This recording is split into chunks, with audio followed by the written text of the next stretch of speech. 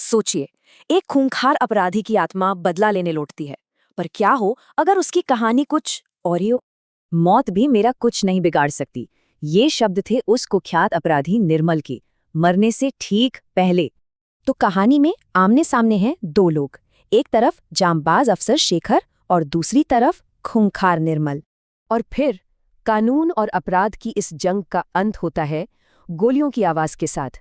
निर्मल मारा जाता है, पर मरते हुए निर्मल डरा नहीं, बल्कि उसने खौफनाक श्राप दिया। असली खेल तो अब शुरू होगा। शेखर निर्मल के गले से उसका मेडल निकाल लेता है। ये मेडल उसके घमंड की निशानी था। सीन बदलता है और हम पहुंचते हैं शहर के मुर्दा घर में। यहाँ हवा में एक अजीब सा डर फैला हुआ है। वहां जो अफसर ड्यूटी पर थे, उन्हें लगा जैसे कोई है जो उन्हें लगातार देख रहा है।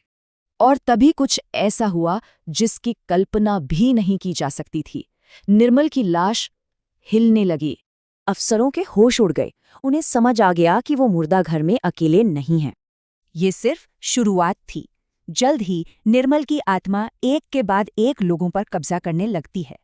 और फिर एक गार्ड के शरीर से निर्मल की आत्मा बोलती है, अब तुम्हारी मौत मेरी जिम्मेदारी है।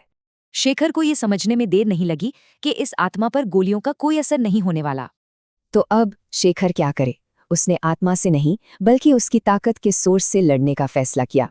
तभी आत्मा शेखर की करीबी ऑफिसर मीरा पर कब्जा कर लेती है। अब ये लड़ाई पर्सनल हो चुकी थी और मीरा के जरिए ही आत्मा ने अपने खात्मे का राज खोला। वो मेडल उसे जलाना होगा।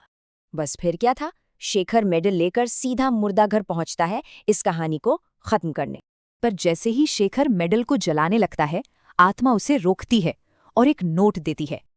उस नोट में कुछ ऐसा लिखा था जिसने सब कुछ बदल दिया। मैं कातिल नहीं, एक पहलवान हूं जिसे फंसाया गया था। मतलब निर्मल खूंखार अपराधी नहीं, बल्कि एक शिकार था। पूरी कहानी ही पलट गई। लेकिन शेखर अपना फैसला नहीं बदलता। वो मेडल जला देता है, पर आत्मा पूरी तरह खत्म नहीं होती। धुएं के बीच से एक आवाज आती है, ये खेल खत्म नहीं हुआ, मैं हमेशा यहीं रहूंगा। धुआं तो छट गया, पर एक सवाल बाकी रह गया। क्या ये खेल वाकई खत्म हो गया है,